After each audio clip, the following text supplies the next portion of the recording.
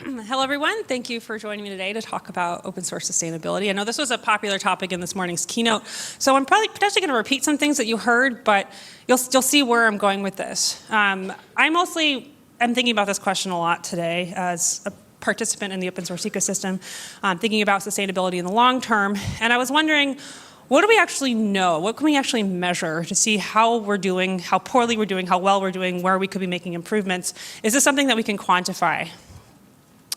So if we're going to quantify it, we first have to know what we're talking about. We, as open source participants, might have our own view of what sustainability means to us. I wanted to have sort of a collective understanding of what I mean by sustainability for me and how I'm going to describe it in this presentation.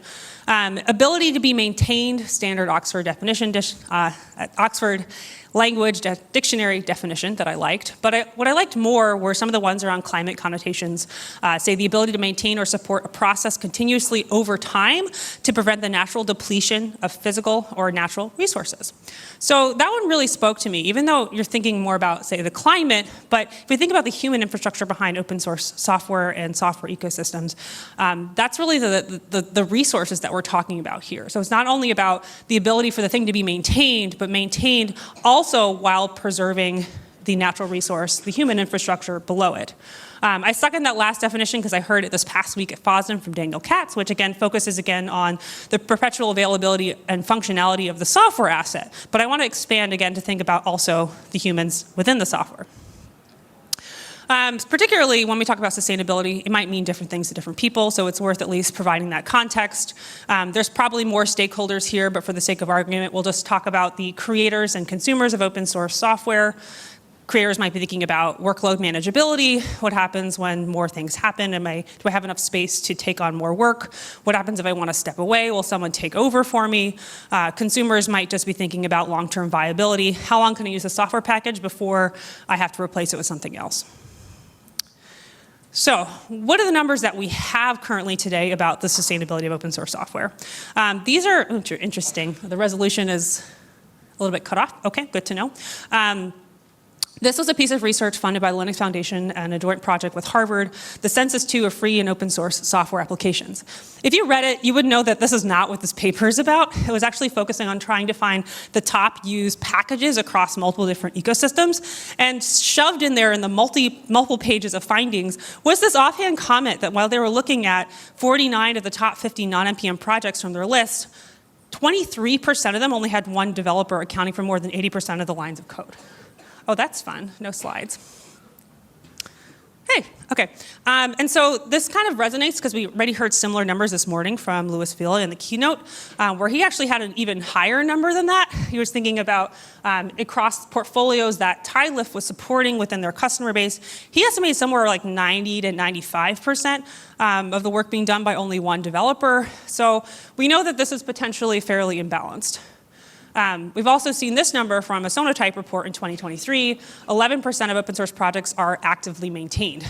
That's pretty low. This also might mean a lot of people are using stale or older packages. But what's more concerning to me is that this number seems to have declined from the 2 years before when they were running this research.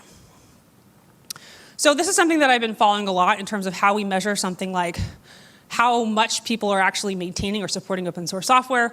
The researchers that are following this or pursuing active measurements around it, Kaylee Champion and Ben Mako-Hill out of the Community Data Science Collective, are proposing this idea called underproduction, which is looking at the alignment of open source supply as measured by maintenance of open source software packages versus open source demand. So kind of a play on supply and demand, but instead looking at alignment as the optimal balanced scenario versus something like price and traditional economics, where if something is in alignment, that means it is adequately maintained compared to the number of people that actively use the software.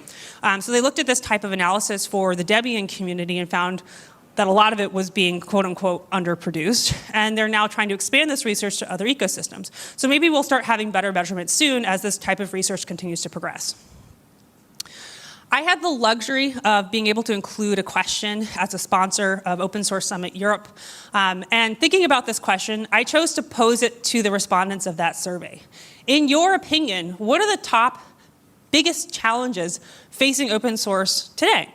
Notice that I forced people to select only 3 things, and then I gave them a list of things from lack of funding to increasing complexity, open washing, regulatory uncertainty, declining trust, changing licenses, and sort of all these broader systemic issues around open source ecosystems today.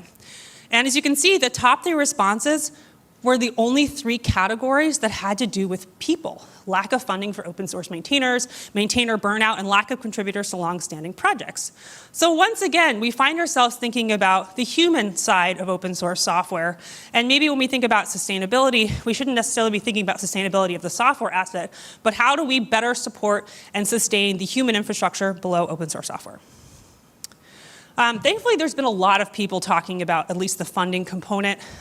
This actually slide was presented at this conference last year by Kara Souls. She went on a campaign sharing this research, had a whole number of conferences, and I highly recommend looking at this series, where she systematically looked at all the ways that money is going back into the open source ecosystem, back toward projects, and back toward maintainers. And spoiler, her findings show that it's certainly not adequate yet, at least what she can try and trace. But I really appreciate this initial start to try to have a better record of where the money is, where it's going, and how it gets there. Because we know that there's probably not enough. Thanks to the folks at TileLift that are actually running surveys year over year for maintainers, we find that 60% of maintainers, at least in their survey, were not paid for their work. And when split between professional and unpaid, we also find that those people that are not being paid are also more likely to be working alone. So once again, we're thinking about under-resourced projects that only have maybe 1 person maintaining them, and that 1 person is probably not being paid. So picture is getting a little grimmer. In addition to that, the year before, they asked about whether or not those maintainers were going to continue doing this in the long run, and over half of them had considered quitting. And when they asked why, it was because 44% of them were experiencing burnout. So we're talking about those top 2 things again from the survey. People aren't being paid. People are starting to experience burnout. So what people were feeling at Open Source Summit as attendees, we have that actually in data over time. It is something that is concerning for us. In addition to that, we have to think about the fact that a lot of these maintainers have been doing this for a very long time. So maybe they're not going to burn out, but what if they want to retire? If they've been maintaining a project for more than 10 years, depending on how old they are, they've probably been doing this for a while, and maybe eventually they want to stop doing this. But if they're the only maintainer on the project, then what happens? What's next? You might think maybe this is a problem only for projects that have single maintainers. But I did a project a few years ago looking at the Kubernetes community, understanding the top people that were there actively reviewing pull requests. So here you're looking at the individuals that were ranked in the top 35 over an 8-year period of counting by how many times they reviewed pull requests or commented and reviewed pull requests. So basically those that are ensuring that we're continuing to update that project. And then I grouped them by tenure. How long have they been doing this? And 22 of them had been around for all 8 years. And if you notice that time period, and if you're familiar with the Kubernetes project, 2015 is when it joined the CNCF and became a public project after it left Google in 2014. So basically, they're there the entire time the project has been an open source project. So what happens when they retire? There's a lot of people. There's hundreds of contributors across the Kubernetes community, so they clearly have people that can pick it up. But I wasn't the only one that was concerned about this. Fun fact, I shared this data at KubeCon Amsterdam in 2023, and then the next day on the keynote, Emily Fox talks about this problem to the entire conference, sharing that there is a group of people at the top of this project that have an incredible amount of knowledge around the full complexity across the Kubernetes project, and a lot of them are basically going to retire soon. So what do? How do they ensure that there's still succession and pass of that knowledge and complexity to the next group of maintainers in the project? So it's not just these individual projects that have 1 person maintaining them that we're not really sure how to continue that thing going, but we also have to think about these problems in much larger communities, even with ones as heavily resourced as Kubernetes. So we've talked about funding. Now we're going to talk a little bit more about people. So should we just be recruiting more contributors and maintainers if you think about all those people that are out there maintaining alone? I want to call out some presentations that Don here in the front gave a few years ago. I'm not going to talk about this at all, but I mostly wanted to call out that folks like Don and others have shared a bunch of great resources about how you can grow and mature your contributors and how do you recruit them, how you mentor them. So I want to say there are resources out there for you if this is something that you're interested in, and I highly recommend going to them. What we know intrinsically, for all the people in this room, is that open source use is pervasive, but contribution is not. So my question is, we know there's some kind of imbalance, but how many users are actually contributing back? I tried to find some research here, found some older ones, but I wasn't really sure how to trust the numbers because surveys always have some sort of bias in the recruiting strategy. So I tried to go really broad. First, looking at the total population of developers, total population of people on GitHub, thanks to Statica and GitHub, and the Octoverse report. These numbers are now public. And in the Stack Overflow survey, which again, not a question about open source. Ask the individuals of that survey how many of them contribute to open source software outside of their job, so just in their personal time, and that was 25% of respondents. So if that's out of over 50,000 individuals, that's actually somewhat encouraging that a quarter of them are contributing to open source in general.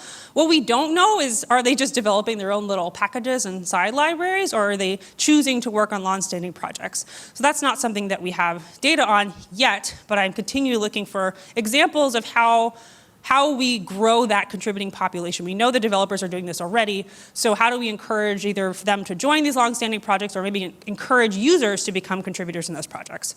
I shoved in some of the years coding professionally as some demographics of the Stack Overflow survey, because you might ask, are these young people, are these old people, are these people that have been developing for a while? All that data is available in that survey. I just wanted to share that the tenure here is under 10 years for these individuals that answered this question. For 50% of them, sorry. There are other surveys that look at how many companies contribute back. So this was taken from the World of Code site Data World site for the Linux Foundation Research, particularly the 2024 World of Open Source Global Spotlight Survey, where they explicitly asked, has your organization made any of the following open source contributions? 48% said they contributed code to an open source project. That sounds pretty good, right? I was actually pretty encouraged by that. It actually, to me, seems higher than I would expect to see in an open survey like this. I have hypothesis why that might be the case. If you're familiar with how Linux Foundation research programs work, they're often reaching out to their usual network, which means if you've heard of the Linux Foundation, you've probably thought about this, which might be more than other types of companies. So my inclination is that this is higher than average, potentially somewhat encouraging. But again, what we don't know is how much these companies are contributing back. Is it one pull request every year, or do they have multiple people dedicated to the Linux kernel? Don't really know. So we've seen that there is somewhat of a pipeline for developers and companies to come back and contribute to projects that they use, that they want to develop, that they depend on as an organization. So if we're adding maintainers and we add another person, we get double the support, right? Not exactly.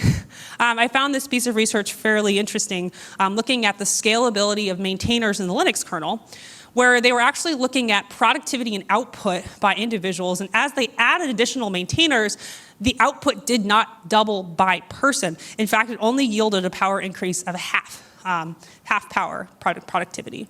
So really 1 + 1 is 1.4, so maybe not necessarily intuitive, but we have to remember the overhead that comes from trying to parse and delegate work as an operational practice across more people that are maybe less familiar with how practices are done. So when you think about that, this intrinsically makes sense, but it also, I just wanted to be realistic that if we are successful in recruiting more contributors and maintainers, we have to know that it isn't necessarily a 1-for-1 ratio.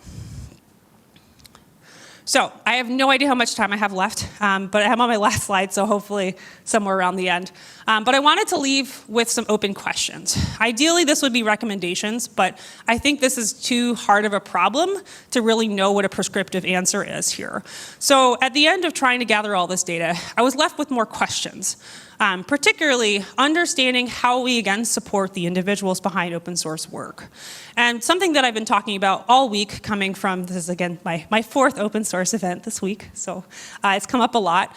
But if we're thinking about how we can support contributors and maintainers, how do we know what kind of support they need? We've talked a lot about funding, but funding isn't always the right answer. Sometimes they need other types of support. It could be another contributor. It could be someone coming in and supporting community management, or maybe marketing and promotion, or maybe fundraising, some activities that maintainers just don't want to do because they're already overworked, working nights and weekends, and as someone said earlier this week, you can't add more nights and weekends with additional funding. I've also been thinking a lot about the sustainability of funding. I am thankful to work for a large organization that is able to give money back to open source in various forms. But the amount and the frequency of those donations is not certain, and it changes every year. We have to ask for budget every year and have to have that reviewed by someone else above us in the management chain. And so it's not a consistent source. And so how do we sustain open source with funding if funding sources are not sustainable? Sort of a chicken and egg problem here. But what I really wanted to point out is that, again, without thinking about how we add more problems to the maintainer pile, but is this something that the funders can help with? Something that came up a lot in these sort of prior conversations around this topic was that a lot of open source maintainers are really good at maintaining their project. How are they at developing budgets and planning for uncertain fiscal futures? Maybe not as good. But funders and donors that are actively behind these things might have a better idea of how to support or how to handle an open question like this. And so is this something that funders can help with? Can we help developers and maintainers of projects get better at fiscal planning, potentially with tooling or in ways that we incorporate this into the funding or donation strategies? I don't know. This is an open question. Maybe this is something that foundations could do. Maybe this is something that fiscal hosts could do. I'm just thinking of ways that we can better support our maintainers without asking them to do, yet again, something new. That is all I have. Thank you.